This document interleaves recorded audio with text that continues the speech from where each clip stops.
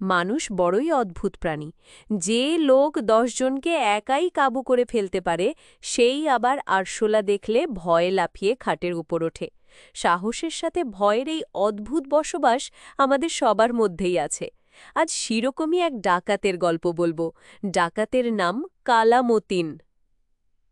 গল্পের নাম ভোলাগঞ্জের ভুতুড়ে বাড়ি। কালা মতিনের নাম শুনলে ভোলাগঞ্জ এবং তার আশেপাশের ১০ গ্রামের মানুষ ভয় কাঁপে। বিশাল শরীর, কুচকুচে কালো গায়ের রং আর চুরির মাল কাঁধে করে ১০ মাইল হেঁটে যাবার ক্ষমতা, সব মিলিয়ে লোকটা সাক্ষাৎ এক বিভীষিকা। তার নাকি বুকের পাটা এতই চওড়া যে সে একা হাতে পুলিশের জিপ আটকে দিয়েছিল একবার। এসব সত্যি না মিথ্যে কে জানে, তবে মানুষ গল্প করতে ভালোবাসে। সেই কালামতিন এক অমাবস্যার রাতে ঠিক করল সে ভোলাগঞ্জের শেষ মাথায় থাকা হাসনাত মাস্টারের বাড়িতে হানা দেবে। হাসনাত সাহেব স্কুল থেকে অবসর নিয়েছে বছর ৫ হলো। একা মানুষ, বাড়িতে আর কেউ নেই।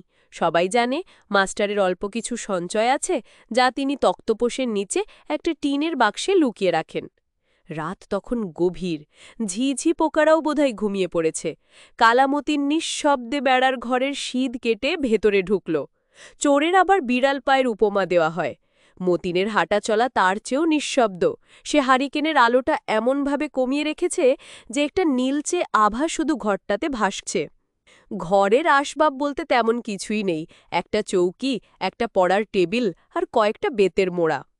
মতিন তার কাজ শুরু করল। টেবিলের ড্রয়ার থেকে মাস্টারের পুরনো একটা রূপোর কলম, দেয়াল থেকে একটা পিতলের ঘটি আর আলনা থেকে দুটো ভালো দেখে শার্ট, সব কিছু সে তার ঝোলায় ভরতে লাগল। তার মূল লক্ষ্য তক্তপোষের নিচে সেই টিনের বাক্স।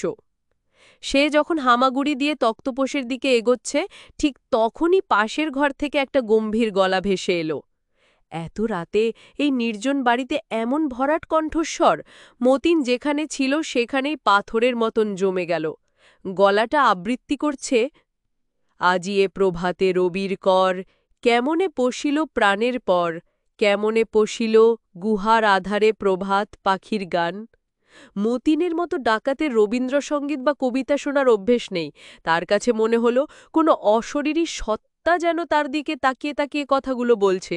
তার মনে হলো গুহার আধার বলতে এই ঘরটার কথাই বলা হচ্ছে, আর প্রভাত পাখির গান মানে তার অন্তিম সময়ের ডাক। তার বিশাল শরীর দিয়ে একটা শীতল স্রোত বয়ে গেল। সে ঠিক করল যা পেয়েছে তা নিয়েই পালাবে।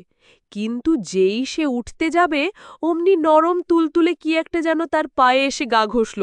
মতিন ভয়ে মা গো বলে চিৎকার করতে গিয়েও পারল না। গলা দিয়ে শুধু একটা গো আওয়াজ বেরোল। হারিকেনের আবছা আলো এসে দেখল ধবধবে সাদা রঙের একটা বিড়াল তার দিকে তাকিয়ে আছে। বিড়ালটার চোখ দুটো অন্ধকারে জল জল করছে।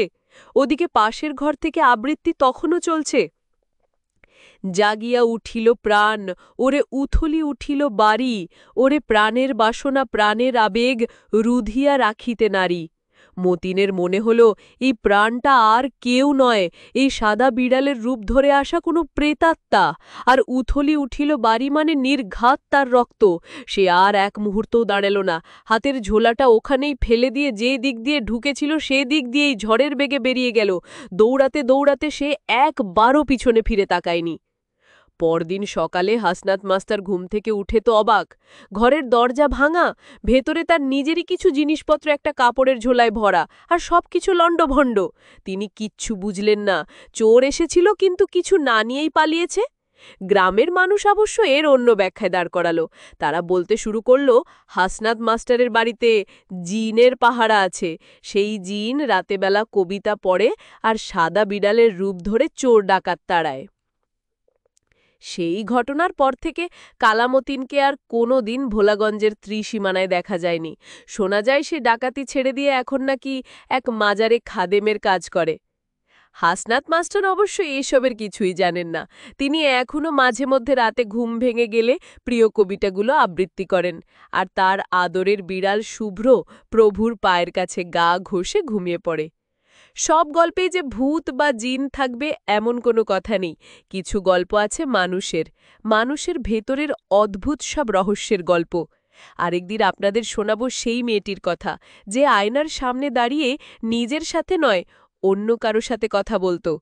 গল্পটা শুনে যদি আপনাদের মুখে এক চিলটা হাসি ফুটে ওঠে তবেই এই গল্প বলা সার্থক। আপনাদের ভালো লাগা মন্দ লাগা আমাদের জানাতে ভুলবেন না। চ্যানেলটি সাবস্ক্রাইব করে আমাদের এই গল্পের আসরের একজন হয়ে উঠুন, আর গল্পটি ভালো লাগলে লাইক ও শেয়ার করে অন্যদেরও শোনার সুযোগ করে দিন। ধন্যবাদ।